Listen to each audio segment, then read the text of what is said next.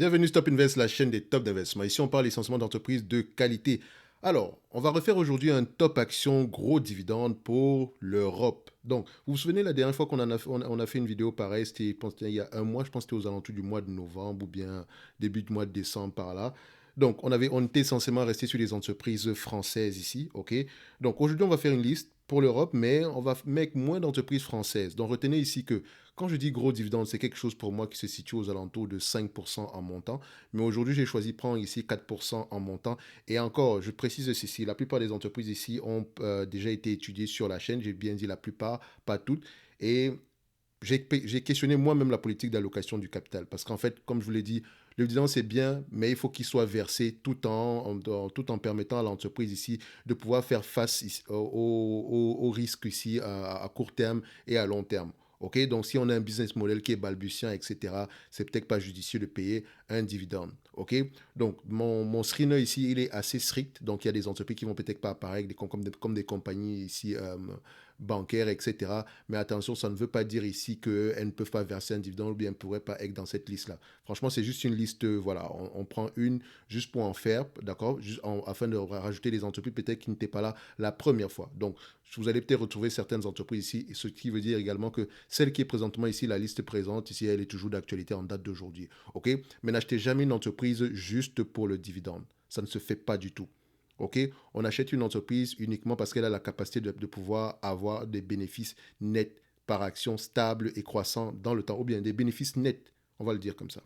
Elle est capable de dégager ici des bénéfices nets stable et croissant dans le temps. Parce que si je parle de free cash flow, je n'ai pas envie de vous payer, mais vous savez que je privilégie le free cash flow plutôt que les bénéfices nets, d'accord? Donc, la valeur d'une entreprise réside dans sa capacité à pouvoir continuer à dégager des flux de trésorerie nets, stables et croissants dans le temps. C'est grâce à ces flux de trésorerie-là qu'elle se permet de payer un dividende de plus en plus élevé dans le temps. Et ce n'est pas le contraire. Ce n'est pas grâce au dividende que l'entreprise est qualitative. C'est grâce, d'accord, à sa capacité à générer des free cash flow de plus en plus élevés ou des bénéfices nets de plus en plus élevés dans le temps. OK? Donc, si vous avez des entreprises en portefeuille, c'est pas parce qu'une entreprise ne verse pas un dividende ou bien ne verse pas un gros dividende qu'elle est forcément moins bonne qu'une qui verse un dividende. Il faut faire attention à ça. D'accord? Et quand vous achetez une compagnie ici qui verse un dividende, d'accord, il faut l'acheter à un prix intéressant. On n'achète pas une compagnie à n'importe quel prix. Et une compagnie, généralement, qui verse un gros dividende, questionnez la raison pour laquelle ce dividende-là, il est aussi élevé. OK? Faut faire attention. Faut pas tomber dans le piège également des entreprises qui versent des gros dividendes juste par rapport à une situation ponctuelle où elle a peut-être gagné énormément d'argent, un peu comme une compagnie comme Petro Brasileo qui a peut-être un dividende de 40% ici, ce n'est pas durable. Ou bien Zim qu'on a connu tantôt qui a versé énormément de dividendes ici, mais ce n'est pas durable. Donc, c'est juste cette liste-ci, elle est personnelle, d'accord? Je peux me tromper également. Toutes les entreprises qui sont ici, ça ne veut pas dire que vous allez les acheter, d'accord? Donc, on y va directement. J'ai sorti mon screener. On va directement sur celui-ci. Le screener, il est simple, hein. Je me suis basé sur ceci. 1. J'ai pris des compagnies européennes, capitalisation boursière d'1 milliard, revenu d'1 milliard, d'accord, free cash flow yield positif, d'accord, le cash flow opérationnel annuel ici stable, croissant sur les 10 dernières années, donc supérieur à zéro, d'accord, au moins équivalent à ce qu'on a eu il y a 10 ans. Une dette nette sur EBITDA ici inférieure ou égale à 5, d'accord, et ici un dividende ici supérieur en croissance de 1% par rapport à celui versé il y a 10 ans minimum. OK? Et en plus de cela, j'ai pris également des revenus stables. Donc, je veux une entreprise qui a les mêmes revenus au moins qu'il y a 10 ans, sinon plus que ça. C'est pour ça que je mets zéro. OK? Il faut faire attention. Et je veux également ici un dividend yield de 4%. OK? Minimum. Donc, on trouve ici 79 entreprises dans toute l'Europe. OK? Et quand je dis dans toute l'Europe, techniquement, si on enlève ici certains éléments, on va trouver plus d'entreprises comme les bancaires, par exemple. OK? Donc, il faut faire attention.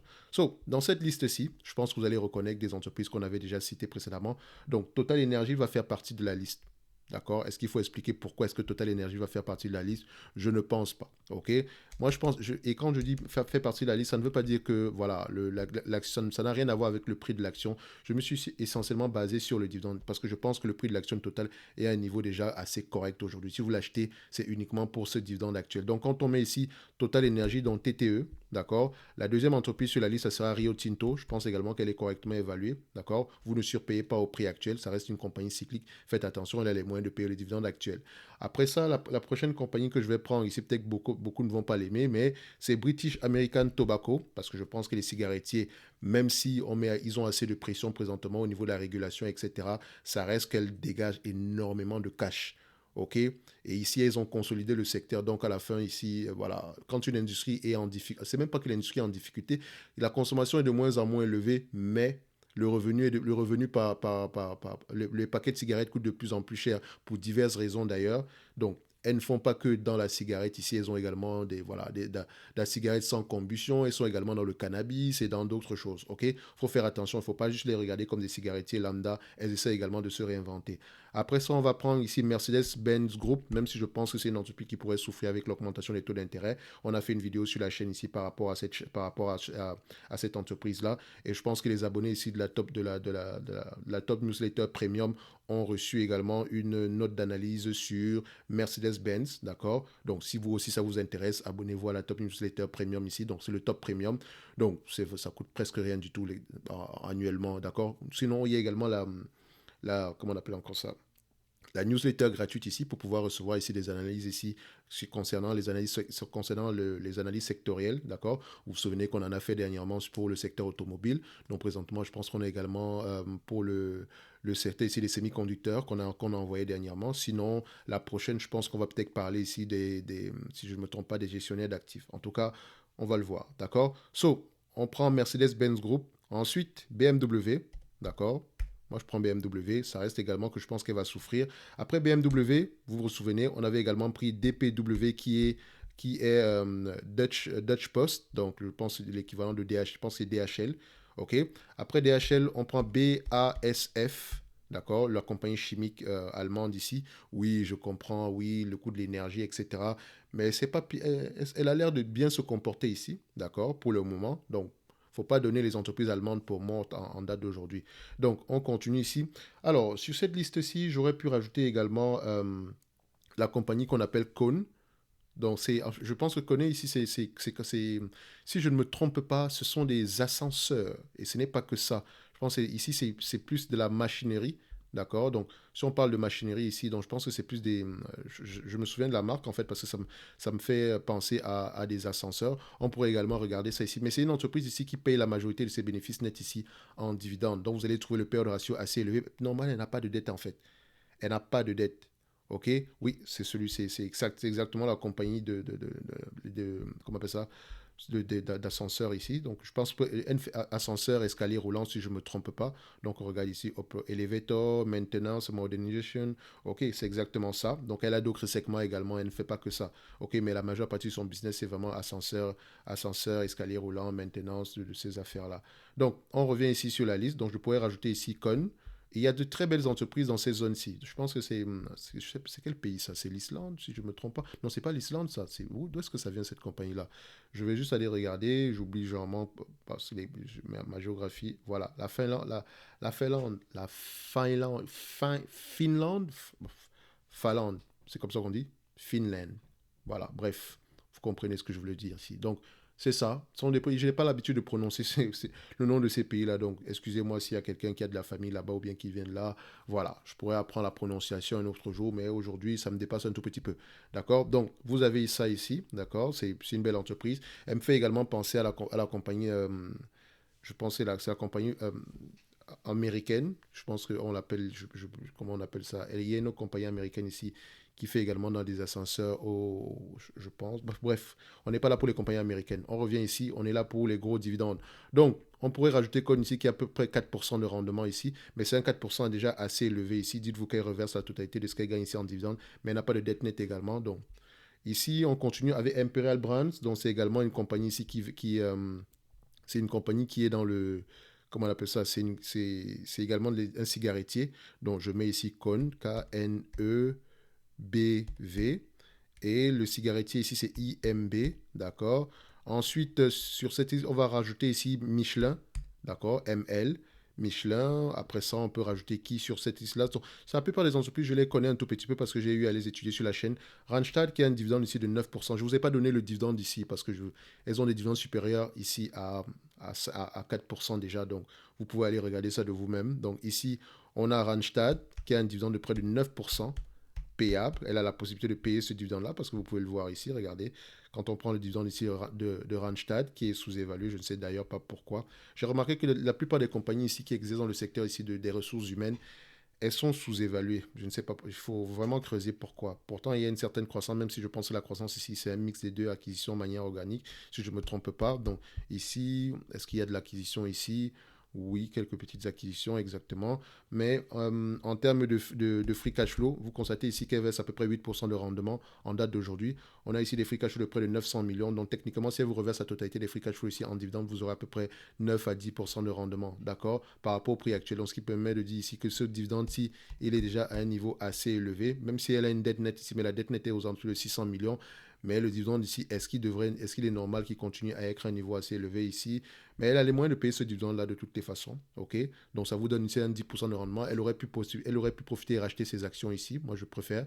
Mais bon, à la fin de la journée, c'est la politique de l'entreprise ici. Donc elle a l'habitude de verser un dividende qui est stable et croissant ici. Attention, il y a quand même eu sur la longue période de temps ici, il y a eu quelques années de baisse ici. Mais sinon, dans l'ensemble ici, par rapport à ce qu'on a connu en 1996, on a à peu près près de 5 à 6 fois plus que ça, d'accord? Donc, c'est assez correct également ici. Si c'est juste pour le dividende, elle a les moyens de payer au moins un dividende de 5% ici, ok?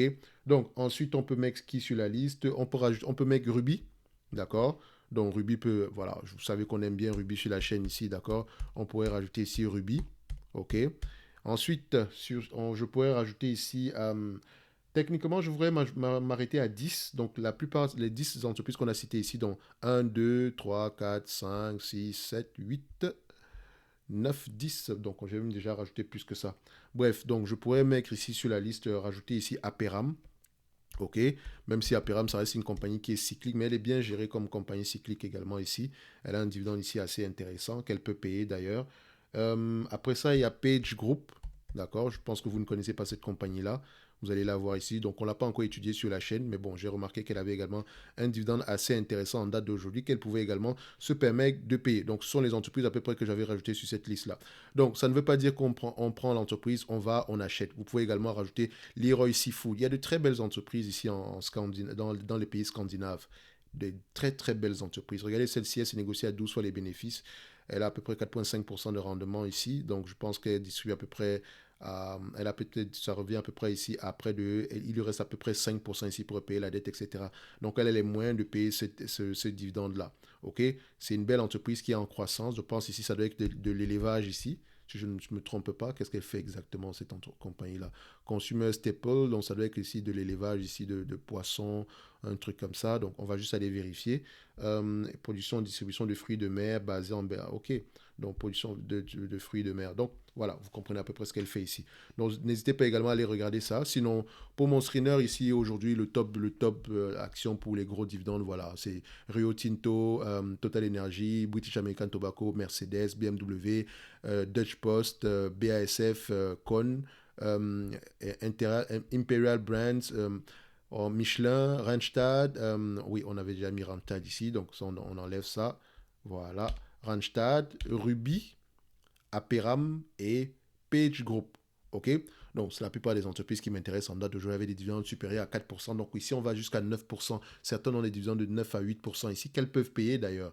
OK? Donc, comme je dis ici, ça ne veut pas dire on achète, d'accord? C'est juste une liste ici pour vous permettre ici, si vous avez besoin, si vous recherchez des dividendes, des entreprises qui versent des dividendes, ça peut être une idée ici de commencer à rechercher sur ce genre de compagnie-là.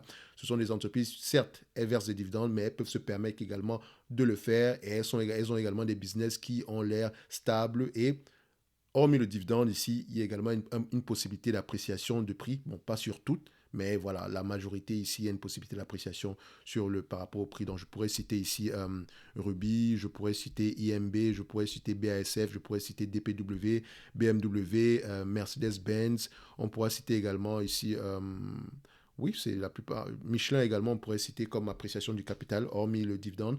Donc, ceci n'est pas, c'est pas une liste. Voilà, ça ne veut pas dire qu'il n'y en a pas d'autres. D'accord? Comme je l'ai dit, je me suis limité juste à celle-là. OK? On va se donner rendez-vous sur la prochaine vidéo. Et d'ici là, portez-vous bien. Merci.